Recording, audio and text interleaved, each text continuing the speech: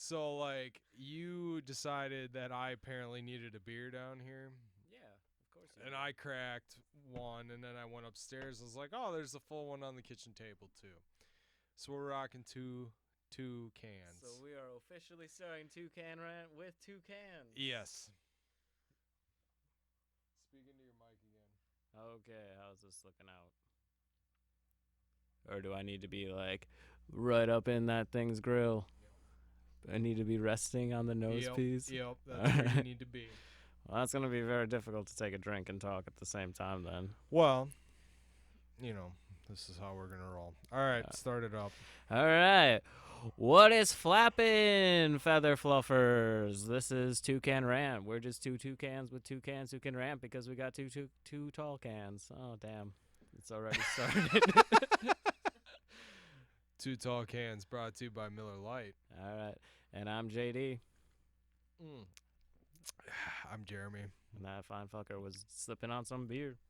Yep. So what are we starting with tonight? All right. So Sandman has joined the X-Forrce. Wait, what? Yeah, you didn't hear about that? No. Oh, them's the 2 things we read. Oh, well, yes, we did read both those things. So Sandman, little background, took me 6 years probably plus to get to the the prelude? Yes. Or the overture? It's just to the prelude. Is it Sandman Preludes? I thought it was Sandman Overture. No, it's the Preludes is the first book. Okay. Overtures is the nice little 6-part mini that you decided to pick up before you read anything. Yeah, yep. So I got the joy of reading all of the Sandman, the main Sandman, I guess, a couple years ago, and then I was like, hey, going through some back issues, found these prelude or overtures. I should probably read these with the glorious cover art, which was the only reason you actually picked them up in the first place. Yeah, I gotta say, like when I first started getting back into buying the floppies, I decided that I saw that at the local game store, who didn't sell a lot of stuff, but he had some pretty good stuff, and I was like, oh, this looks pretty fucking cool. So I hopped on that train. And it was a train worth riding? Yeah, I think so. I mean, it wasn't as good as Sandman. I mean, at least it was Neil Gaiman. We have a lot of Sandman going on in the DC universe, DC Vertigo, even though Vertigo's dead, unfortunately. It just got changed. It's Black Label now. They'll bring it back. Yeah. All those awesome Vertigo titles, they'll just get switched up to Black Label. Yeah. So, we're anyway. That's another topic for another day, I guess. Another podcast. But anyway, episode 2. And possibly, yeah. I'm not real happy with that. Anyway, but I finally read it, and I have to say, it is visually like way overstimulating for me. There's so much going on, and the way that they put those books together is insane. Now, I don't know about you, but I apparently, in my comic book buying bliss of buying stuff I had no clue what it was about, decided that I was going to pick up not only the Sandman Overture main comic series, but also there was some special editions. Did you get those at all? I did not. What are in the special editions? Well, the special editions, I gotta say, are pretty cool. They switch out all the color, and I didn't. Let me back up for a second. I didn't realize it at first, but I actually had read one of the special editions first because I was like, oh, it's got all this extra shit. This is going to be cool. And I read a little bit about the beginning of it. So basically what they're doing is they decided to make each of the issues in black and white. Now, unfortunately, I only have issue 1, 3... special edition 1 and 3. Yeah, I didn't get them all. I didn't get them all, but I got some of them. So they basically decide that they're going to do it black and white, and they make the speech bubbles clear so you can see behind the artwork behind the speech bubbles. Oh, nice.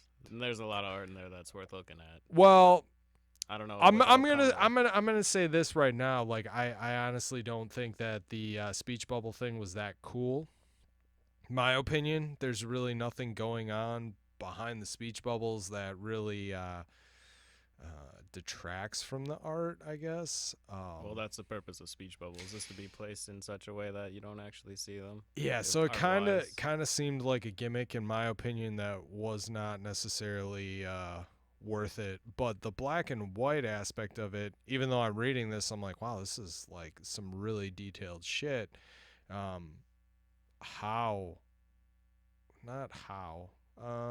Just like, there's so much going on, you don't even realize it until you like kind of take the book back. Like, you're reading it and then you kind of take the overlook of the page. It's insane, the amount of detail in some of these pages, and the black and white really brings that out.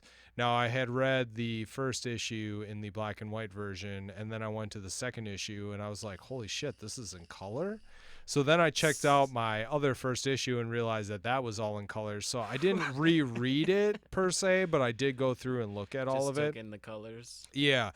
And it's almost distracting. I mean, it's almost like dropping acid and going on like a nice little adventure, because it's like you're in a dream. Yeah.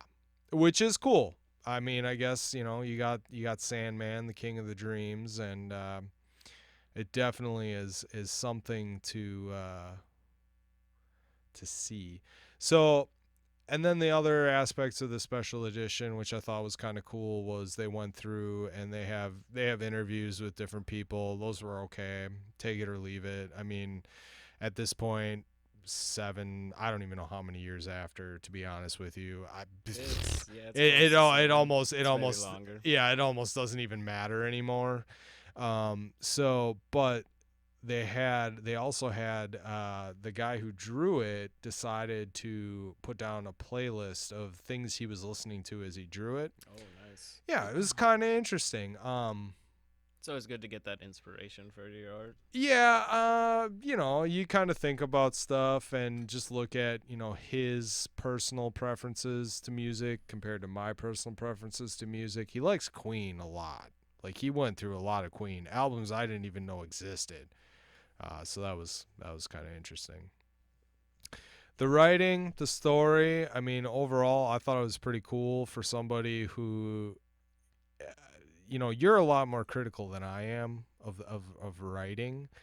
We'll get to that in a little while, I think. But I thought it was a fun ride. It definitely fills in some of how Dream gets to where he is when you pick up that first issue of Preludes and Nocturnes, I believe it's called. Yep. Correct. Our first arc, I guess. I'm reading trades. I obviously, well, not obviously, but arc, yeah, I wasn't into the comics when the original Sandman was first released. Definitely appreciate it. When did that come out? I have no idea. You would have to get on the old Google machine there and check that out. I'm gonna take a sip. Mm-hmm. Yeah, gotta have those every once in a while. Well, I just figured you'd pick up and vamp a little bit. That's what it's called, vamping. Yeah. Filling space. Yeah. Vamp. Yeah. I mean, we're professionals here. Goddamn vampires. Professionals. Clearly professionals. You call this 2 Can Rant. This is about 8 cans in for me. It's a Friday. I'm on number 3. In case anybody wants to know, I don't leave my house, so I'm good. That's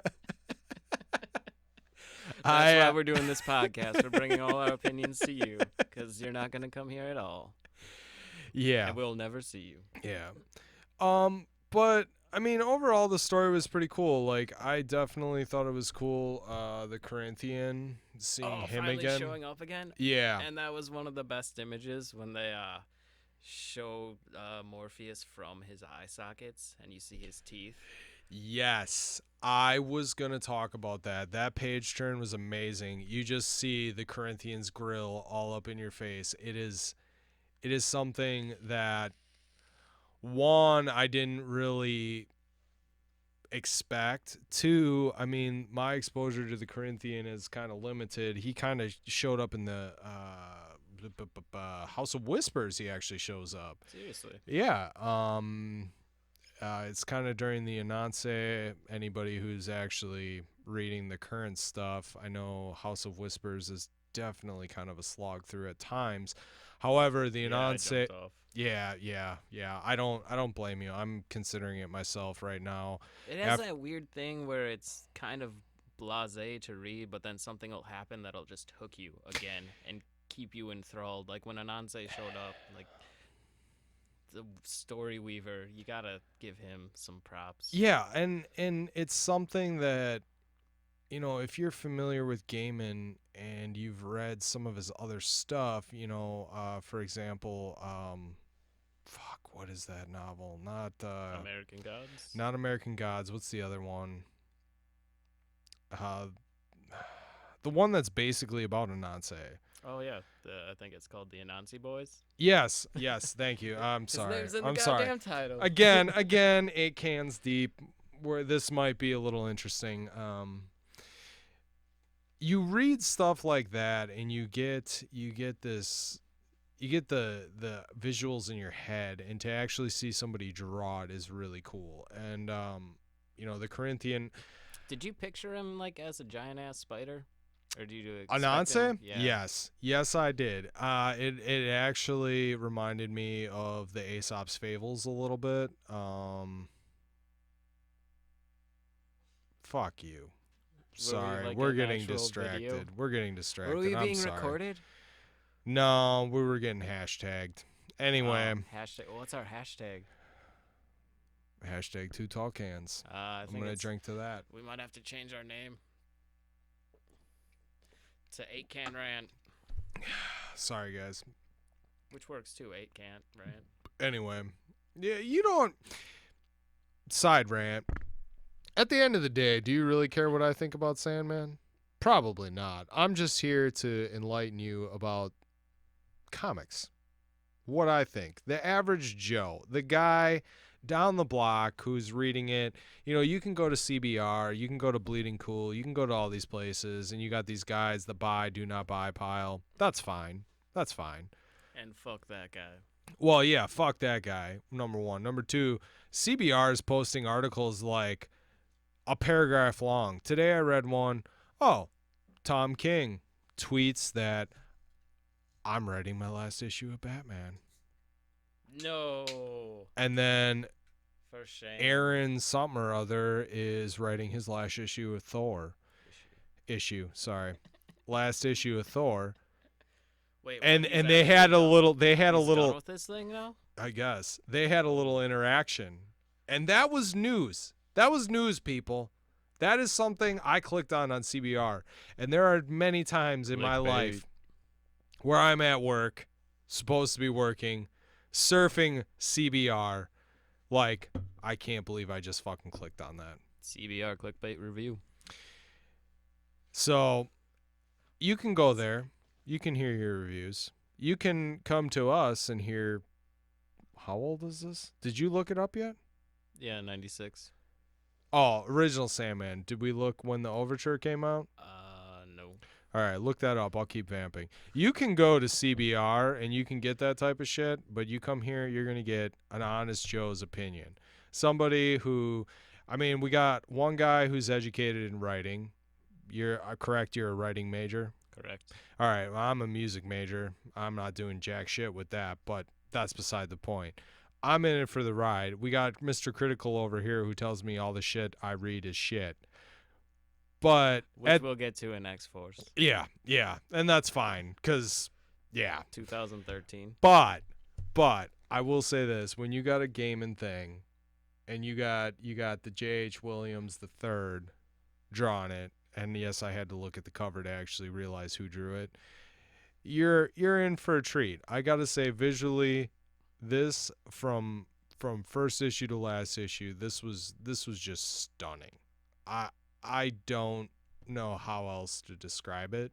They do stuff that, you know, sometimes you read comics and you're like, what panel do I go to next? Do I go across the page? Do I go down the page? Because sometimes the panels all line up, you know? I don't know if you've ever had that issue before, but I have, where I'm like, where do I go with this?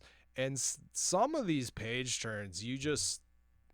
Oh no, there are times in there that it's just the first two issues, especially the way the panels were laid out, the way the word balloons were laid out, it just flowed so smoothly. You never even actually questioned where your eye was supposed to go. All the lines, the panel edges, the images, they led you from one point to the next point to the next point to the next point. It was beautiful. It was poetry. Yes, and you really never actually questioned it either. Like, you knew where you needed to go. And there are times in some books where they try to do some pretty creative shit, and I give them props for it. But you don't know where you're going, and then all of a sudden you're reading something and you're like, oh, fuck, well, that's out of order. And then you go back and reread it. But it doesn't capture, like, you really need that shock. And I don't know about you, but, like, when I turn the page in a comic book, like, I take in both pages, left and right. I'm not reading anything, but, like, it's all right there. You may as well take it in. And not only that, but, like, some of these page turns, like, you got your typical comics. So, for example, like Watchmen, you got your typical, for them anyway, the 9-panel page. Or Mr. Miracles, another good example where Tom King did a lot of that stuff. That's all he did exclusively. Yeah, well, okay. Fair point. Except for one page. Fair point. But, like, this stuff, you turn the page and there are no panels. Like, it's just one full piece of artwork flowing into the next, to the next, to the next, and it draws your eye in the proper order. I did not find myself at all questioning how to read it. Oh, I did. After the first, there were a couple times in there that, like, completely fucked me up. I have a question, quick. In the first issue, when you have the fold out page, yes, how did you read that? So the fold-out page, I opened it and I was like, well, this is cool. I definitely dig this, because I knew there wasn't going to be an ad inside for some stupid fucking event where I'd have to spend hundreds of dollars to follow it. Side rant. I read the left, the right. I folded open the left. I read that. I folded open. Well, I take that back. Let me correct myself. I folded open the left, then the right. I took that fucking bitch in, because that was fucking amazing. Well, no, that 4-page fucking spread with all the different Morpheuses was beautiful. But the way you get there is maybe kind of jarring, which I fucked up too. Because I turned it and I was like, oh, okay, so we open up this page thing, and we'll be able to see something epic. But what you're actually supposed to do is you're not supposed to actually flip it open until you've turned the page. So you get that third page that's on the reverse of the 4-page. And then you open it up. Okay, well, you just blew my mind. Because to me, it made sense the way I read it, which was left, right, open up the left, open up the right, read the 4, right? So you you got this page right here, right? Yep. It's bad radio or whatever, yeah. Yep. And then you just went instantaneously like that? Yep. And you got it? Yep. So you didn't open up the billfold. No. Okay, so what my colleague here is talking about. Colleague. Oh yeah. So I don't know what page number, they don't page number this shit, but we have the flames and we have one word balloon and we read that. And then we flip the page and we have the Well, that was way too far. One page, not 2. Well, sometimes that happens. And then we have the spiraling, what would you call that? That's Morpheus going down a dream hole. Okay. You have the spiraling Morpheus going down the dream hole. Thank you. I may or may not have read some of this drunk, folks. I apologize. How could you? It's actually coming even back. manage It's to coming do back. that? It's coming back. It's coming back. Let's read the LSD Okay. book while drunk and try to understand what's actually going on. You know what I found in the past? You watch movies. Prime example, Big Lebowski. Everyone loves Big Lebowski. Big Lebowski strikes you a lot more when you're stoned or in the element, let's call it, of whatever your choice thing is, be it whatever we you do like not to do. endorse hard, illegal substances, unless that's your thing. Yeah, you do. Yeah. The You- non-hard ones are okay, but you do you. You Yeah, can I do was the gonna hard say, ones as I tell my kid, you do you. I'm good with whatever. Because if you read this book on LSD, it would fucking bleed off the page, and I imagine that it would be amazing. You probably wouldn't remember much of it. But don't do the hard drugs. Yeah, don't. Yeah, good Yes, call. we, Thank you. We do not endorse them. Thank you. So Steph is the voice of we reason have the here. page, the split page of Morpheus going down the dream hole. I read the left page, I read the right page, and now I'm physically opening them up, and I'm doing the left and the right, and we have all the different versions of Dream throughout history. Throughout the different multiverses, because this is a DC property. Oh, so, see, I was thinking maybe throughout time, like, hey, I'm DC, I'm gonna fucking do some different shit. No, Like, this but isn't- no, they're gonna tie it back into the multiverse. This isn't a time thing. There Is might this be around the aspects- time of Grant Morrison's Multiversity? I think it was. It probably was. 2014. Yeah, it probably was. That's something we should discuss too at some point. Anyway, we see all of the Morpheuses, which is fucking badass. Might I say? Oh yeah, for sure. It is fucking badass. I actually want these guys' story. So then I read the all the way fold out left, then the main page left, then the main page right, then the all the way fold out right. Is that not how you read it? No, I did not read it that way. That is the proper reading order. Okay. Well, I'm glad I did something right. Thank you. Thank you. I appreciate the applause. That's where, like, we should have, like, a sound cue thing. Yeah. We need a soundboard. Yeah, we'll have to cut this shit out. Cut it.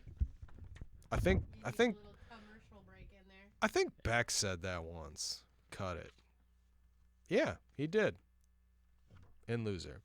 And then you turn the page and you see a badass fucking Sandman mask, which everybody likes when he puts the helm on, but he never puts the fucking helm on. No, that's his war helm. I know. And he I never- want more. Fuck, man. We just do not get enough of the helm. We don't get enough. Yeah, I did. We're clipping. It's good. Don't worry about it. We don't get enough Morpheus in general. They have him show up in metal, and it's the greatest thing ever. Because you're like, holy shit, Morpheus is back. And then you start reading The Dreaming, and then Morpheus just fucking pisses off. Yeah, okay, so we might have to title this just like Sandman in general, because like that fucking pisses me off. All right, so you get to the end of Neil Gaiman's fucking epic. How many fucking trades is that? I don't even know how many issues, but how many trades? 10, 12? I was going to say a more conservative number, like 7? No, dude. I think it's up to 10. You read this fucking epic. You realize that Dream is done, right? He's passing it on. I kind of wept a little bit at that scene when the entire world is coming together. They're like, oh god, Morpheus died. Oh yeah, spoilers by the way for In case you're 20 like a me, 20-something in case year you're like property. me and you haven't read it, I mean, it's only been out for how many fucking years? Yeah, I mean, we have, yeah. So yeah, I agree. That was pretty sad. I mean, you get to the end of this epic. You've been with these characters, and not only that, but for like, this is just my opinion. You have a character, the Sandman, right? Morpheus, the fucking king of the dreaming, you don't see him a whole hell of a lot in like, his own title. yeah, in his own title. I mean, there's a lot of random ass shit going on, and you don't actually, you don't, at least in my opinion, you don't see him as much as maybe you should.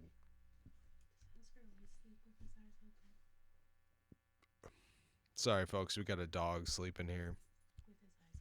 I think he's just relaxing, chilling, taking in the sounds. That's how we roll.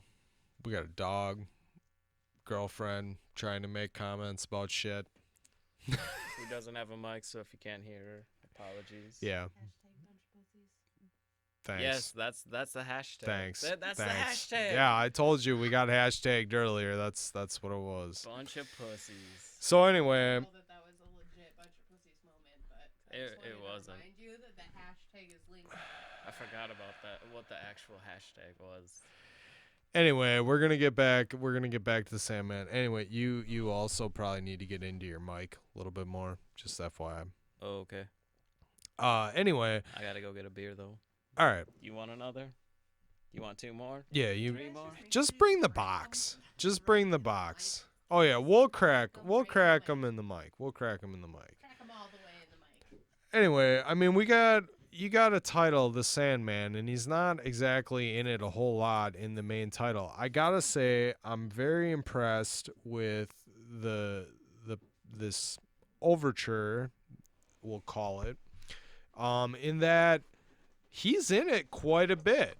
I mean, it's really about him and how he gets to where he is in that first few issues of the Preludes and the Nocturnes.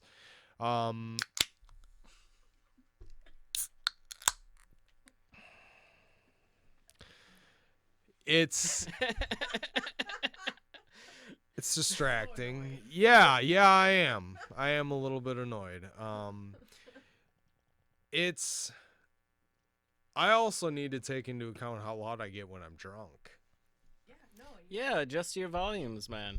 I am. Bitching at I me am. for not No, being no, close no, enough. No, back up. Look back at up, me, back I'm up. screaming. All right, let's not do this now. We might. I'm talking in my indoor voice. You're actually getting some pretty good levels now. Well, yeah, but I'm legit screaming at the top of my lungs. This is just your normal speech. Hey, dude. Kisses from your doggy. I'm often told to use indoor voices at work, and I work in a fucking factory. That's saying something, because it's pretty fucking loud in there. People need earplugs just to hang around you. Yeah. Yeah, that's a true statement. OSHA's got their fucking eye on me. All right. Let's get back to the topic at hand. So we're following Dream essentially as he is being As he was trying to correct a fuck up that he made in the past. correct. He forgot to actually kill a star. Yeah. And the stars are fucking rioting, Yeah, they're going insane. which is pretty fucking cool. Yeah. Like, where do you get these ideas? You know what would be interesting? If the fucking sun hated us. What would happen if the sun was like, you know what, all you fucking puny humans? Yes, fuck all the way off. I mean, pretty sure we'd be fucked. I mean, at least the sun. Stars, man, But, I don't know. They're the But- same. So we're following Dream on this quest to fix his fuck up. He meets his dad, Correct. Yeah. Has- Mr. Time. has some conversations with him, realizes he fucked up with his dad, and his dad's not going to help him. Then he meets, well, somewhere along the way, a cat, which is himself. But is it? That's what I'm wondering. Wait, what? Are you still wondering? No. Okay. No, I got that. At that I point, got okay. that. I'm just saying at that point in time you're wondering, is it him? Cuz it's following him around and it says it's him. And then he meets a kid, right? Who's actually dead. Hope. You Well, know? she wasn't dead originally. True. She got true, killed true, by true, the true. Council of Stars, if that's what they were called. think So you follow these people around. He meets his mom, who is who? Is space, is Space. void, Yep, darkness. the void, the darkness. Right. I didn't really. Again, you read this stuff years apart. You would think, hey, you finished the Sandman fucking trilogy. Well, it's not a trilogy. The Sandman epic. Sit. You're gonna wait 5 years to read read the overture that leads up to it. Yeah, that's how smart I am. Anyway, Well, no, you're like pretty much everybody else. See, that was one of the things that was the first time I read it. I enjoyed it a hell of a lot more the second time. The first time I read it, I had come off of finishing reading the entire epic, like maybe a year or two, and so my levels of excitement and anticipation for what the story was going to be were much, much, much higher than they were at this moment after having read it. well, and let's preface this too, like myself being, I was a comic nerd in my younger days, but not as much as you. You really followed a lot of different things, and Sandman was something you had been, nagging at me for years to fucking read. Well, yeah, somebody had recommended it to me, and I picked up the first trade, kind of like on a lark. I didn't know how good it would be, and I got it, and I read it, and I went back to the bookstore when they still existed in Sheboygan, and fucking went and bought 3 more and read them, and just fell in love with the entire story. So something, you've been bugging me about it, and one thing we both do is like, I'll get into something, I'll read it, and then you'll get to it like 6-9 months, a year later, and then I'm going back and rereading it so we can discuss it for you Can Ranters out there. So something like this, I had finished up Sandman, not too long ago. So you had reread that as I was kind of going through it to kind of discuss some of the stuff, because I was having these revelations, questions, like, I knew you were more versed in it, had read it a couple of times. So something like this, probably your second time through, is a lot more enjoyable. I would say, sure. yeah, it's a lot more fresh in your mind. For you guys out there, we both have very different interests in comics. We come together on a few different things, but for the most part, This guy is all west. I'm mostly east. yeah, you're I just recently got into like Western comics, like as a more hardcore avid fan. and I'm now dipping my toe into that anime shit. And I'm sorry, That not anime anime shit. manga shit, and been like, what? Because it's just literally like basically what I want. Not too deep, just fucking fun, but done way better than Western comics. But anyway, Which getting into the X-Forrce, which was the other thing that we kind of read. hold up. My Hold up. Rude. Do we Yeah, have kinda anything else we want to talk about, Sandman? no, they'll weave in together. Okay. All right. I'm good with that. No All right. I'm worries. good with that. I apologize for being rude on that one. It's all good. So like my thing with the X-Force, why I couldn't read it, because after reading Sandman Overture, it's like the writing caliber on this is so high, and then you jump into X-Force, which is a comic. So But let's. there isn't. It should be more action packed. But I kept coming across all these fucking words that I didn't want to read, that didn't seem necessary. Just text blobs. I just want to get to the part where, I don't know, Cable blows somebody's face off, which does happen, and it was awesome. He had a quippy little one-liner that I laughed at out loud. So let's just preface this. Let's kind of make a comparison for people here. We have a Neil Gaiman comic that we're reading. I mean, Neil Gaiman, I don't think any of us really have to say anything about him. His work speaks for himself. If you've been living in a hole in the ground, He's pretty fucking great. You should maybe come out of He's- that hole. he's Maybe get okay. some. Maybe read some Good Omens. Some. What's the other one? American Gods. American Graveyard- Gods. Oh my god, that fucking blew my mind. Anyway, Graveyard Stories. Did you read Graveyard Stories? not yet. I did get one It's of his worth- other short story books, which I really am digging. I mean, motherfucker wrote a story about building a chair, and I was fucking riveted to that chair. Well, I that's- kid you not, people. Riveted to that chair. How many tall cans you had before you read that one? Okay, so I don't know if anybody heard that, but somebody asked me how many tall cans I had before I read that story, and I'm pretty sure it was 0. All right.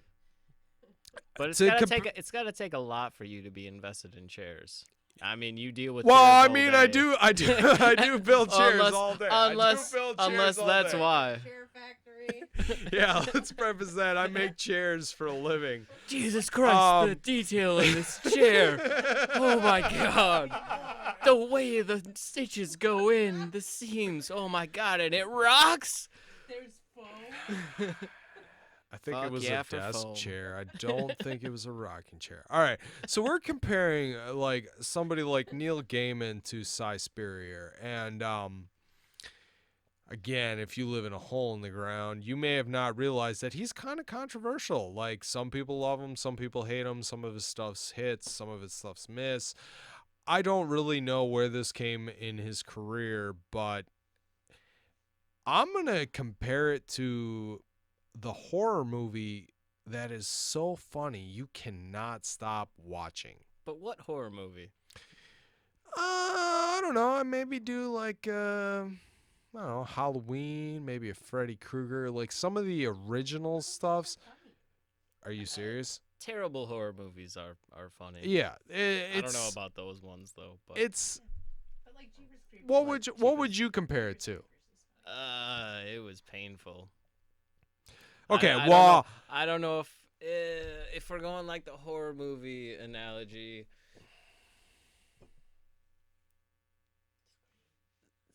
Yeah, I haven't really seen Scream. I would say it would be more like what are the parodies of Scream movies? Horror movie. The Scary movie. oh, yeah, scary movie. I Really? would say it's a scary movie. You'd kinda compare it thing. to that? Yeah. Like, That's it- pretty low level, dude. Yeah, like Thank it's, you. Like Thank horror you. movie I well, if we're throwing out comparisons and analogies, I'm just saying. This I dig was myself a very bad horror movie. Horror movies, science fiction movies. You go ice spiders. The most ludicrous fucking plot ever. A snowboarder has to defeat an army of genetically modified spiders. And the only way that he can do that is by snowboarding down a mountain. Wait for it. Whilst causing a giant explosion to kill these spiders. And there are those very terrible quippy one-liners, but they sort of fit. In X-Force, it was a lot of rambling just to actually get to the funny bits. I'm gonna totally disagree with you on this. And this fucking comic was awesome. It was so bad. It was fucking awesome. You have Cable. Everybody fucking loves Cable. Fuck Cable. That's what I'm going to say right now. Fuck him. I don't care about him in this comic because, honestly, he doesn't even really matter. How many issues are you in before I start ruining this for you? 7. Okay, so the man's 7 issues in. I read all 15, and honestly, I might read all 15 again. I enjoyed it so fucking much. It's fucking hilarious. You have Cable, right? Fucking time-traveling motherfucker. Crazy. He's like the fucking... he's like Wolverine... I don't know. If you have to Like pick... Wolverine? Yeah. What? How? If you have to, just popularity wise, like everyone loves Cable. Oh, it's fucking Cable. Cable's showing up in Deadpool. Oh, there's gonna be a Cable movie. I don't know if that's actually true, but No, that's what some people were saying. yeah. So With Deadpool. So I'm saying fuck Cable. All right, he's cool. Oh my god. He can do Everyone shit. just That's quit. cool. Everyone stop listening. I'll say fuck a lot of sucking superheroes. I think Batman is still a whiny little bitch. Well, You can fucking email whoever if we have whatever. I don't know if we got Twitter, email. You can fucking No, we do got stuff. It's bring us it's down. Toucan Rant, TWOCANRANT at google.com. That was our pitch. That's the only one you'll get. and you can fucking email my ass about that shit. I will fucking you can fucking troll. Keep calm and troll on. That's what I'm good. I'm good with that. I don't care. Fuck Cable. He's whatever. And in this comic, like, he is not going to be the badass that I have read about, because honestly, my exposure to X-Force is limited. Again, I have not been able to spend the money. I don't have millions of dollars. Again, Joe Schmo down the block reading comics. I don't have millions of dollars to read all this fucking shit. You want to tell me that Rick Remender or however you fucking say his name is better? That's fine. That's fine. It probably is. But fuck Cable in this. So you got Cable. You got fucking Phantom X. He's fucking insane. I don't know what he's like in the other comics, but this dude's fucking nuts. He got very annoying. His whole like French accent thing. Oh, but The that's boys- funny because it he wasn't fucking even you funny. find out it's all a fucking sham. Well, no, it's a ruse. Yeah, I get it, but like after reading The Boys, like they actually interject the whole French accent thing quite exquisitely, and in that version in X-Force, Phantom X is just annoying. Again, you are like comparing Mozart to the Sex Pistols. Like you have somebody like Garth Ennis who has Preacher under his belt and how many other fucking things. I will say, huge Constantine fan here. Just gonna say that up front. Hellblazer, Garth Ennis' Hellblazer, fucking amazing. You want to fight about that? You fucking email me about that too.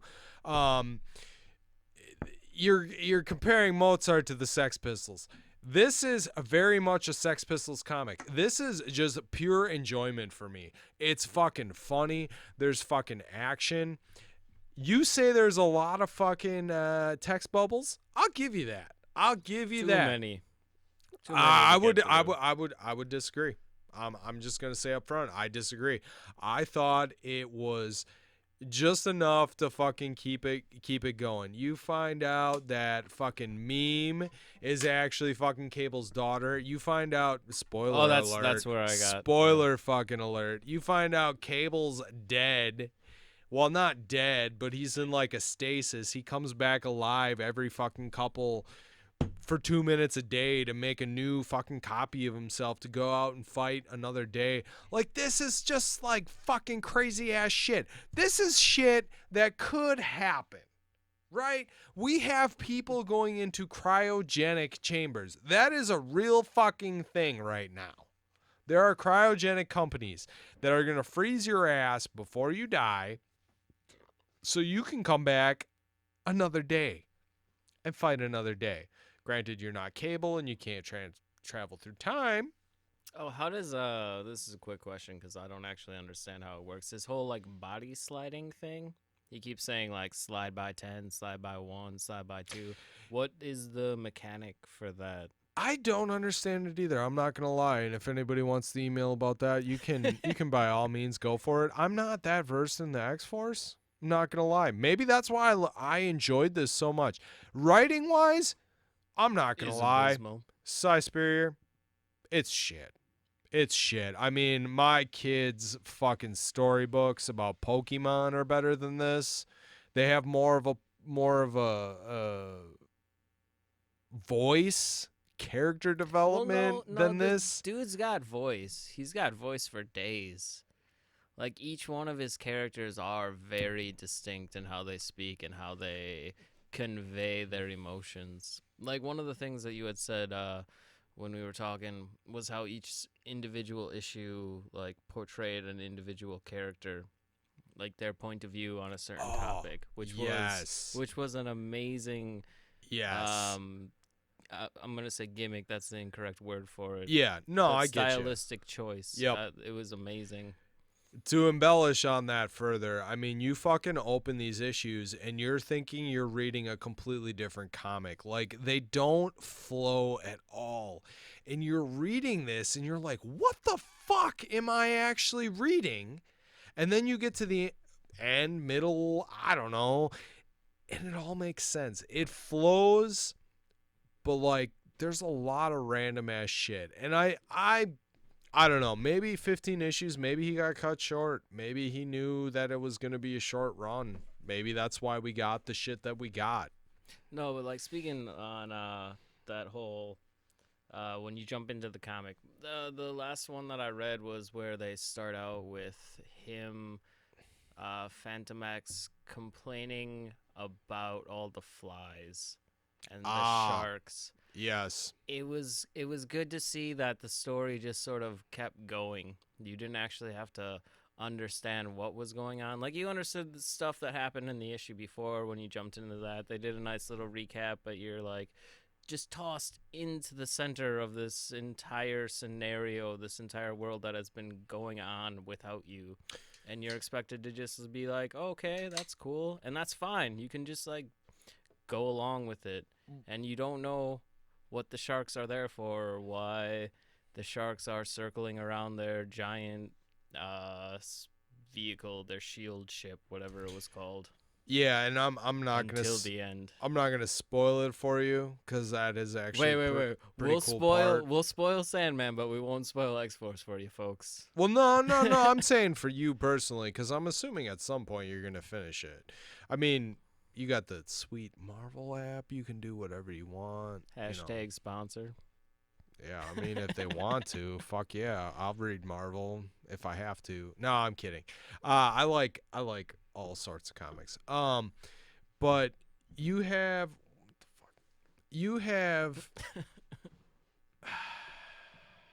yeah. You have somebody like Cy Spurrier, right? And you're getting something that you just said. You're getting dropped into something and you don't really need to know what's going on, but you read it, you acknowledge it, you move on. There's enough of the previous issue that once you get a couple pages in, you realize this still is the same comic book. And it reminds me a lot of Grant Morrison's writing where, I've read comparisons of him, like you're strapped into a roller coaster and the first like 10 seconds of a roller coaster are la-di-da, and then you're in it for the ride. And that is something that this comic book really fucking captured me on. Maybe I'm a sucker for that shit, because honestly, like, I thought it was really good in that aspect. You're just going for a ride. Is it great writing? No. He's not gonna win a whatever award Eisner Award for his writing. Sorry, buddy, but it ain't gonna happen for X-Force. I gotta give him credit on Dreaming. I have been digging Dreaming. It's been a little weird lately, but I'm digging it. He's not as bad as people make him out to be, but X-Force. So all those reviews that you read, they hit right on the mark. You seem pretty salty about them when you first read them. For X-Force, I mean, yeah, no. I mean, some of these people were attacking him for making. I mean, this is not your mom and dad's X-Men. I mean, X-Men's not that old and might not be your mom and dad, but it's not your original X-Force. I mean, you have Bets fucking deciding that she can't kill, and she's a fucking killing machine by all accounts before this and Which everything. Which is a kind of cool caveat for a character. Yeah, I mean, they explain it. I don't know if they actually do explain it. Yeah, and I mean, if should I throw it on the table? I mean, if you're a comic skater, you may as well not listen to this shit, because I personally really like when you take a character and you do something different. Like, Batman can only fight the same people in the same way so many fucking times before it gets boring. Like, there needs to be some character development, whether you like it or not. Now, I agree to an extent that some of this shit is like fucking forced down the throats. You know, some of the different issues trying to be PC. I get it. I get how that can be jarring. It just doesn't bother me. I personally, again, just view it as a story. Like, one thing, and I'm guilty of it to an extent, but I try to ignore it. So, like, let's take, for example, Hellblazer. I'm a die-hard Hellblazer fan. I love the shit. When DC decided to take it out of Vertigo, well, Vertigo ended, and they put it in New 52, I just based on the art was completely turned off by it. I read it. It's a lot more hardcore than what the art leads you to believe. I read there was Hellblazer, then it was Hellblazer, Vertigo, then it was Constantine for New 52, then they fucking switched it back to Hellblazer and John Constantine the Hellblazer. Like, they did some really not so great shit. Some of the art really sucked. Not a fan of I believe it was Doyle. But I still read the shit because at the end of the day, you're getting a Constantine, Hellblazer, whatever you want to call it, story. And he's being developed in a way that you might not agree with, but don't you want that character, that story? I mean, at the very basis, they're still there, right? I mean, example, X-Force, Cable's still there. He can still travel through time. But is he Cable or is he just a husk? Well, in Which this is the issue. Yeah, in this example, yeah. I mean, I agree he's a husk in a certain sense, and Which would be the criticism. He's definitely going in a different direction than what Cable would. But it's almost like But there's a story reason for why he sucks. Well, I didn't think he sucked, but yes, there is a reason. If you want to say sucked, yes, there is a reason. I mean, spoiler alert for you, towards the end, he fucking kind of goes rogue. I mean, his daughter starts to question his ethics, which is kind of a fucking interesting concept for a mutant. They went to a fucking gun show together.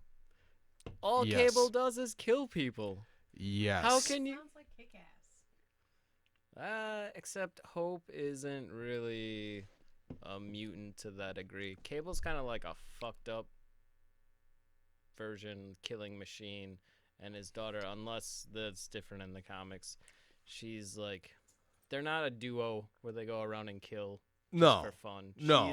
She's good, and Cable is an anti-hero who Correct. does stuff that is against most moral codes, but he does it for the ethical correct reason. Correct. And that is where I thought it was kind of cool, because what you just said is completely explained. I mean, she definitely is the moral compass. You know, Cable's killing people, wants to kill people, is basically No self-control. yeah, I mean, no self-control. He's doing whatever to get to the end that he needs. The ends justify the means. The ends justify the means, and I'm pretty sure that's even mentioned in there Probably a multiple couple. times. Yeah, probably. It's like issue number 1. Yeah, yeah, That's his whole conundrum the entire time. yeah. And once you realize that he's basically a clone, and he's only uploading the important information that he's learned from his last clone to the new clone, you start to realize that that is why it is that way, and he's becoming a killing machine, I guess you could say. I wish there was more killing. I guess. I don't know. I enjoyed it. I thought it was a fun ride. Again, if you want to fucking scrutinize this for the greatest writing in the world, you're not going to find it here. You know, it's apples to oranges. For a fun ride, I definitely thought it was pretty cool. The ending is funny. You got I don't know if that's how you actually want your story to end. you got You're a giant epic bashing superhero comic.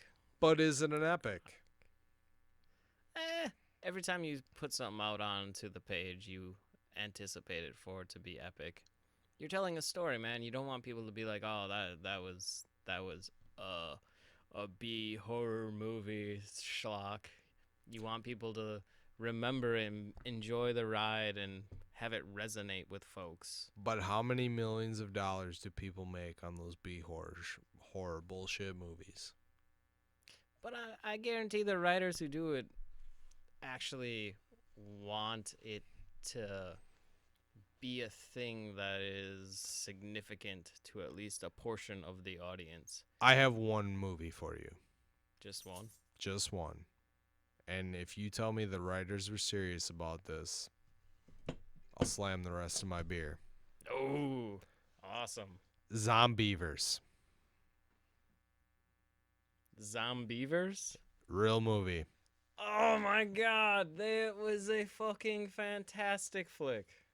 Exactly. For all the wrong reasons.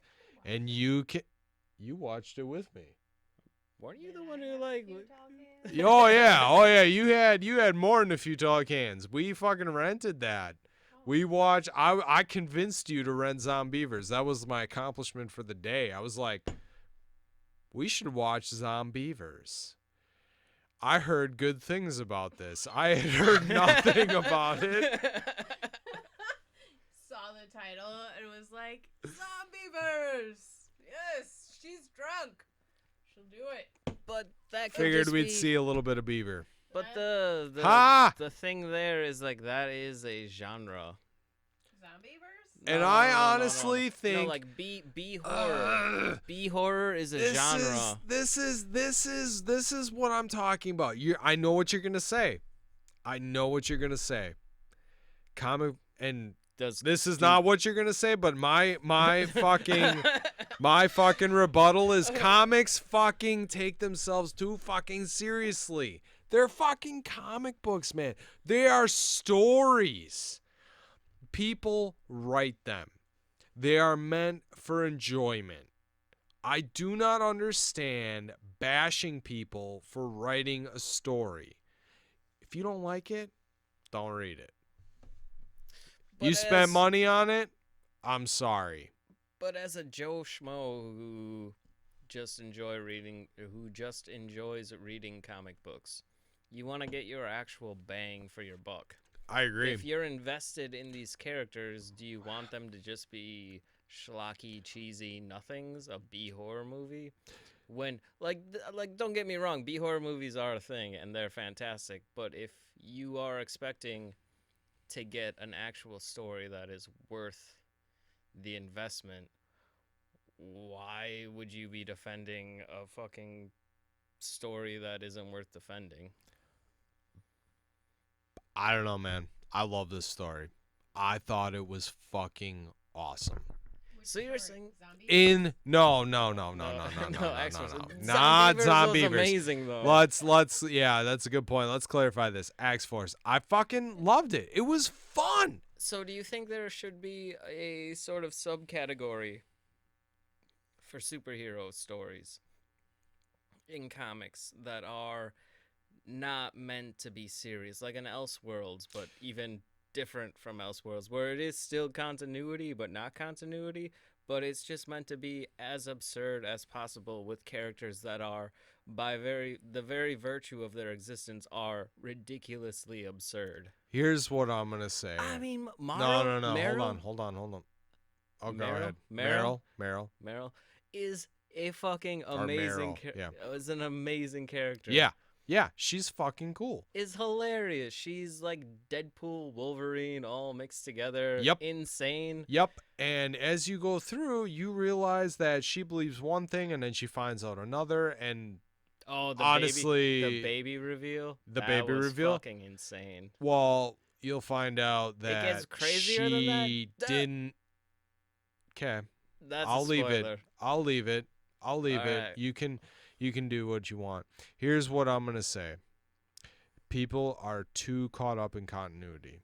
I'm sorry, but if you want to talk about fucking continuity, they have rebooted these comics so many fucking times it's not even fucking funny.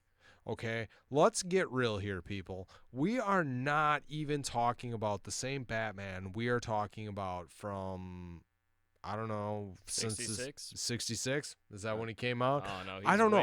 He's I don't know. way older than that. I don't know. I see that's 80 years. 80 years, man. and you guys can fucking call me out for fucking not being that hardcore of a fucking comic head or whatever you want to fucking call me. But the Comic head, is that a thing? well, I mean, I kind of, whatever. Comic head. You're obsessed about comics. Mr. Deadhead is now turned into a comic head. Yeah, okay. That's fine. You are way too caught up on continuity, okay? Things change.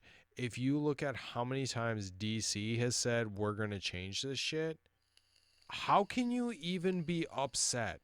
Okay, so continuity, how many times has Superman died? How many times has Wolverine died? How many Superman times one have all time. these fucking people died?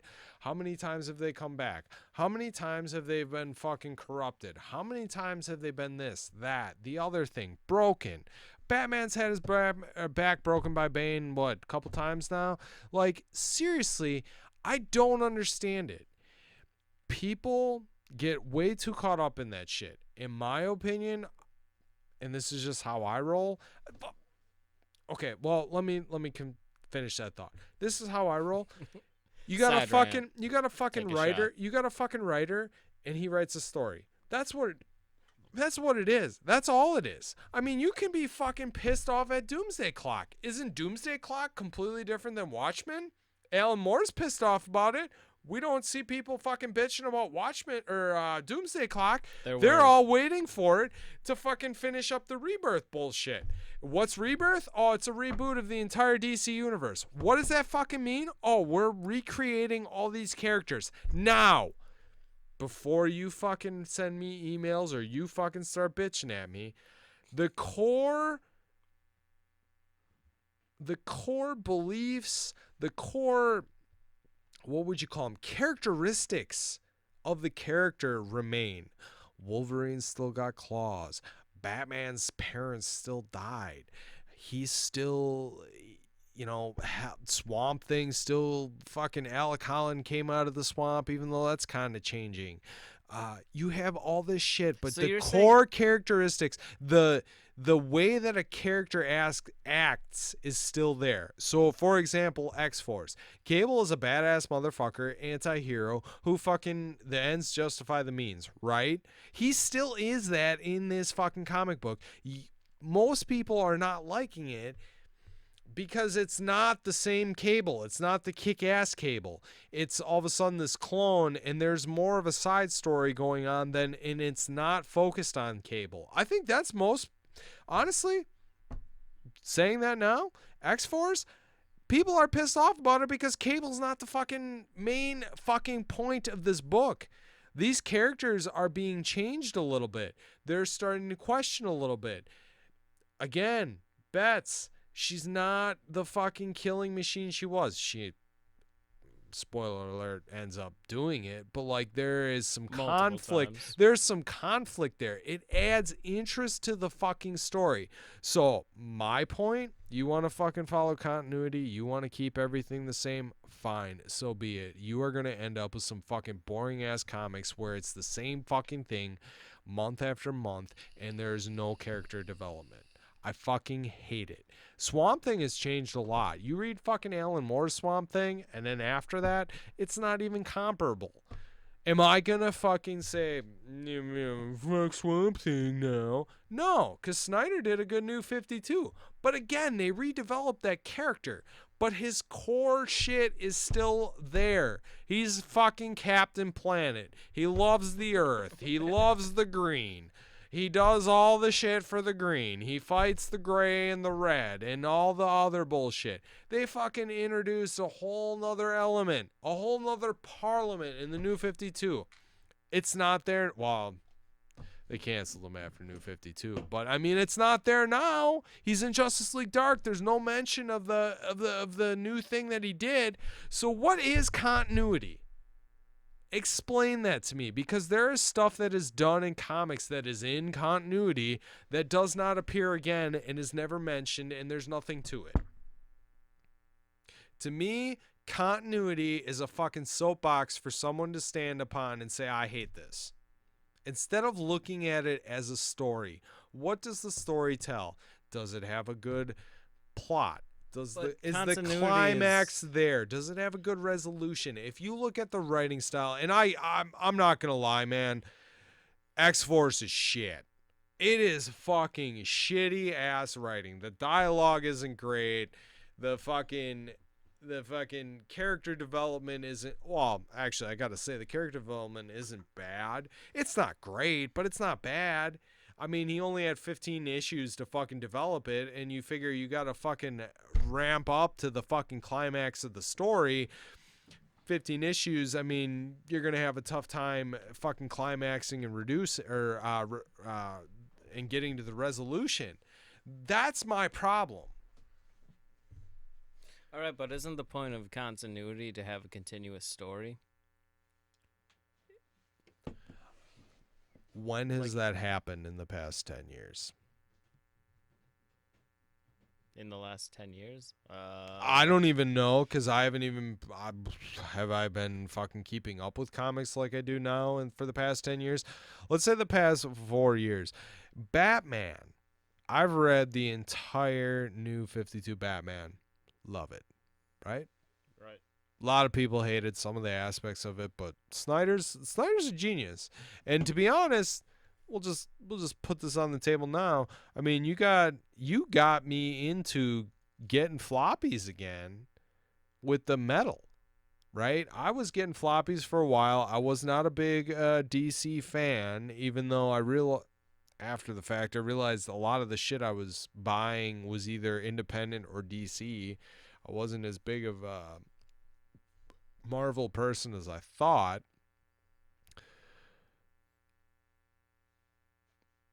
You know, that hooked me back in, right? So I've read New 52 Batman.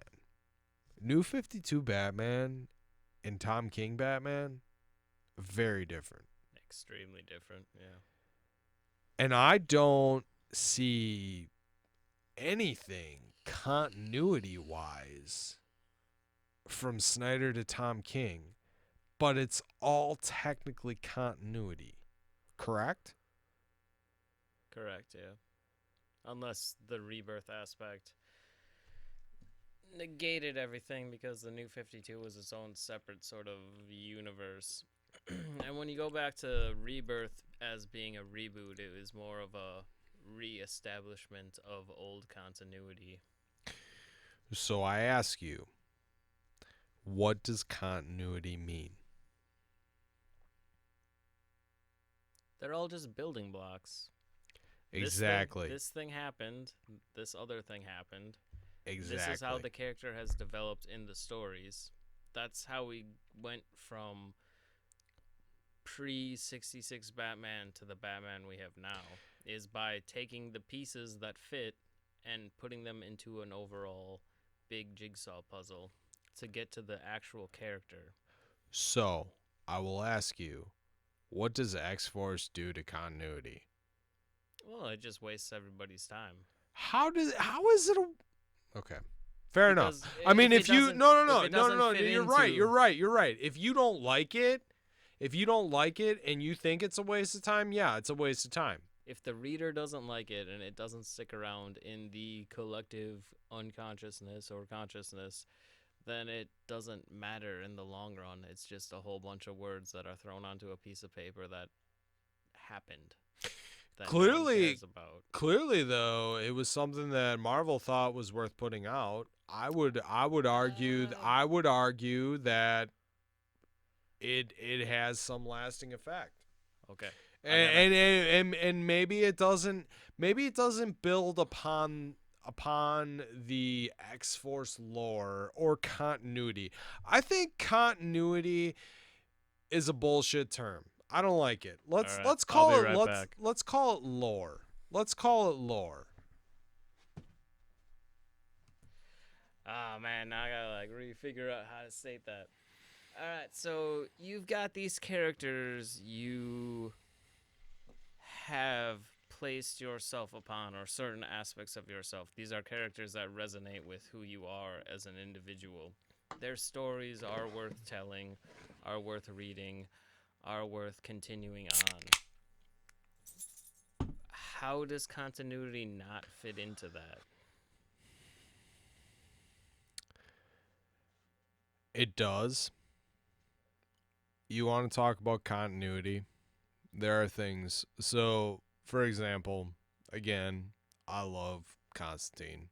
I love Swamp Thing. I talked about earlier, Swamp Thing's the eco-loving, he's all about the planet, fucking fights the red, the gray. Is the monster version of Captain Planet? Yeah. Yeah. I mean, that's a good comparison. I'll give you that. But let's go Hellblazer, okay? Right, so John Constantine was developed all through Vertigo, which is arguably not even part of the DC universe. Anything through Black Label and Vertigo was not supposed to be continuity to the DC universe. Am I correct in my understanding of that? Well, now it is. Originally, they had been their own separate sort of entities. Correct. Which made them much more interesting. Correct. When DC decided to reboot Constantine, right? They still kept a lot of the fucking main elements of John throughout. So imagine they had decided not to actually keep those, and they decided to just reboot John Constantine and have him not have the the demon epitome, blood, right. not have Have him not be John Constantine. Would it have been a story you would have actually wanted to read? If he did not adhere to the tenets that had been previously scribed, the 300 fucking issues or whatever of Hellblazer, would it be a character you would actually be invested in? It depends. That's continuity. It depends. Is he still dabbling in the dark arts? Not if it's Sesame Street version. Okay, fair enough. You want to throw that brick. I'm cool with that. Let's say he didn't. Let's say he wasn't involved in the dark arts. I cannot say that I would definitely have been invested in it. I agree. But I would also say that that's a new character then, right? Which is the issue that people are taking with these other characters that are disregarding. Like who? Give me a specific example. I don't have an issue with this though. But give me a specific example of the issues that people are having. If you can. Otherwise we can table it for another podcast. I'm good with that. But no, the issue is any time that a character refuses to adhere to the continuity that was previously ascribed to them, and they change them for a new direction as to appease a new category of reader that does not or exist. There is a difference between continuity and characteristics of a character. Okay, so if you have John Constantine, who dabbles in the dark arts, smokes cigarettes, has demon blood in him, fucking does all this shit, and then all of a sudden you have him being like a character of God, right? he has this epiphany, and now all of a sudden he's fighting for the good. He is a fucking tenant of God, right? I would argue you almost have a brand new character. Now, New 52, like, he didn't smoke anymore. Does that bother me? It's something to get used to, but I get it. I know that they don't want to advertise smoking anymore. That's a pretty big tenet of John Constantine that I've personally gotten over. It doesn't bother me. It is what it is. It's whatever. The cigarettes do not make the character. The character is still a fucking troubled motherfucker who kills people, kills his friends, no less, sacrifices his friends. The characteristics of John are still there in a different context. That's what I don't understand. You know, Tom King is getting a lot of flack because Batman falls in love with Selina. Why can Batman not fall in love with somebody? No, it's not that he can't fall in love. He can't just continuously be with a person. He can't be in love. He can't be happy. That's what the marriage is establishing, and that's what people were apparently...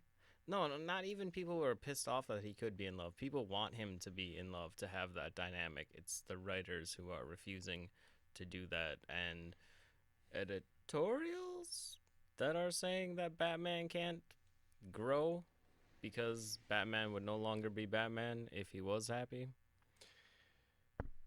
And so those are completely different kind of arguments. You have the editorial staff who wants a character to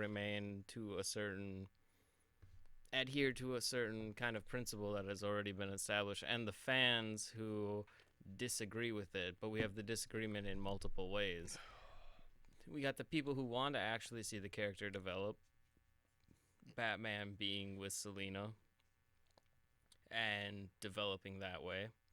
And then you've got the people who are angry about character choices that are being pushed upon them by the writers that don't adhere to them. Like the X-Force example. These characters aren't adhering to who they were because people were making choices. And yeah, like, you gotta mold the characters into being something else, but there's a big difference between the modes that they go about it. Are they being somebody else, or are they being portrayed in a different light? Well, that's where the continuity argument comes in. I don't... Newsflash for you two-can ranters, I don't get it. I don't understand that argument. I have seen a lot of characters that I love go under big changes. I mean... But the big changes are part of the continuity if it's adhering to the history that the character has already established. It's when you deviate from those said plot points of the characters. Continuity is more a blueprint than a fucking map. I guess, man. I see your point. In the X-Force example, I mean, maybe I just don't know enough about the characters or have read a bunch of the quote-unquote good shit. Which would be the thing that you would read next? Well, you would think. I'm actually going on a Guardians of the Galaxy deep dive because I need to figure out what the fuck happened to lead up to Coates, whatever, however you fucking pronounce his name. I need to figure out what the fuck is going on and how the fuck Rocket is the way he is. I'm hoping there's some light shed on that. I'm guessing there's not. Infinity Warps is what you need to read. Yeah, I know. Have you read it? I'm getting through the prelude. Okay. All right. Well, I'm pretty sure I have a lot of that stuff. I just never read it. There was a certain point where I had a gigantic stack of comics, and for whatever reason, I could not read them. I've read a lot of stuff in that time, but I just could not get through that gigantic stack of comics. I don't know what it is, man. When you fall behind and you have a gigantic stack, and you honestly cannot relate to this because you are always behind, to be honest with you. Yeah, at least a month. Yeah, I mean, But I can get through that in a weekend. Yeah, and I can't imagine being like I can't imagine being like 5 months deep on backlog shit and trying to get through that. life. Especially if it's not good reading. Let's say this, folks. Life happens, and then you just are like, well, fuck it. I don't know what happened to Gar. Maybe that's what happened. Maybe that is actually what happened. Is I don't remember, but maybe I just got out of it. Maybe the writing was so bad, and you just kept buying. And it was fucking Bendis. I thought Bendis only fucking did a certain amount. And I'm like looking back at my back issues. I'm like, holy shit, he did a lot of fucking shit on Guardians. But at some point I fell off. It was like, trades too. I mean, we want to talk about that. I don't know how much time we got left here, but we never actually established a limit. You fucking want to talk about fucking reading comics. You are waiting for something 1 month out. Prime example, Justice League Dark. I really was pissed at that comic until I read it the second time through. The New 52 version? No, I'm talking about current run. The Witching Hour was bullshit the first time. First time through. But then I fucking hated The Witching Hour. It was the most irritating thing I've ever read. You fucking read that for the second time, where you can sit down and read 1 through, I think they're up to 14 now. And I haven't done through 14, but I think before we actually fucking started recording this podcast, I read through like 10 maybe. That's a little behind the scenes for how long this took to fucking get off the ground. But you fucking, oh man, like it was reading it as a complete run through as opposed to month by month and trying to remember everything that's going on is a fucking massive difference. So then does each issue have to be a spectacle? I don't think it needs to be to actually like keep the reader's interests. I don't think it needs to be a spectacle, but I mean, there was talk about like Image and IDW like cutting a lot of fucking comics floppy versions to just going to straight to trade. And I think there is a lot to be said for that. Especially you want to talk about like the indie scene where they might have like eight issues in the can when they started and they can't keep up, right? There is some of that indie shit. I mean, the art is just fucking phenomenal. Or prime example, even not even indie shit. Look at Doomsday Clock. I mean, we've been fucking waiting for this shit.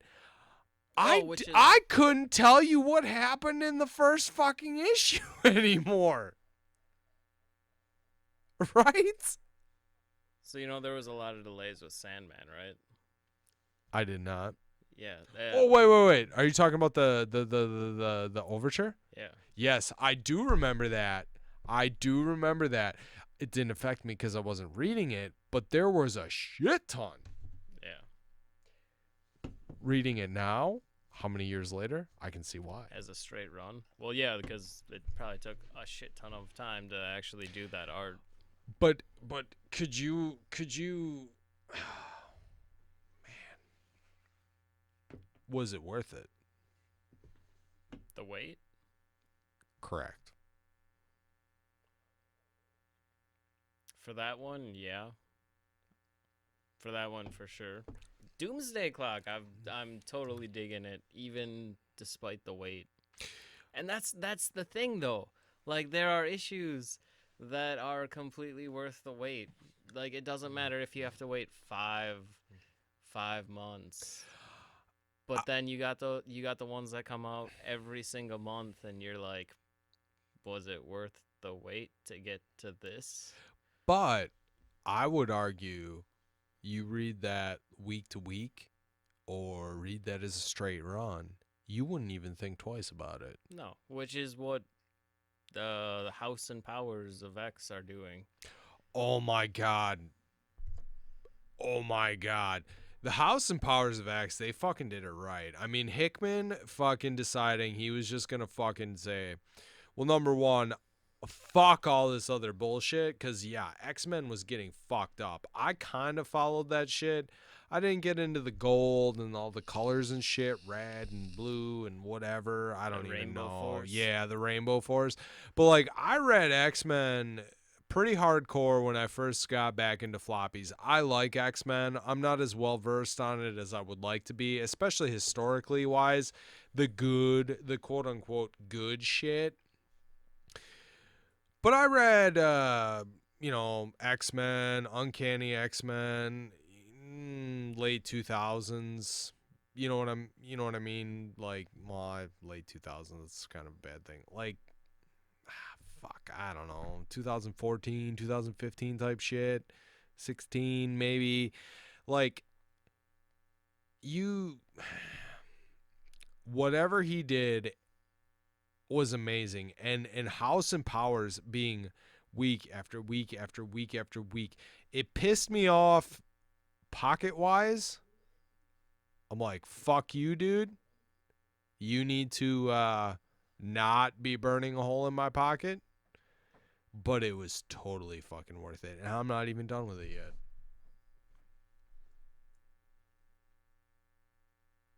Totally fucking worth it. And that's what we should talk about next time. House and Powers. House and Powers. House and Powers. Okay, so you guys have that to look forward to. I'm like 2 weeks behind due to Midtown not shipping my shit out. That's another fucking story. But we are going to fucking wrap this up here. You doing the outro? You got to do the outro. I don't really have an outro. I would just like to tell you guys, if you like it, hit us up. Can you do the spot again on our email? Do we have a Twitter? I thought you registered a Twitter. We did. Okay, hit us up. It's Toucan Rant, TWOCANRANT @gmail.com. And if you cut it off at the @ symbol, you can probably find us on Twitter. Yeah. So we're just two cans. Jesus Christ. We're just two cans with two cans who can rant because we got two cans. All right, yeah. Peace out, everyone, and squawk on. I just gotta say, that is a fucking mouthful. You may as well fucking Peter Piper peck a pickled peppers right there, bitch. You gotta say it next time. Yeah.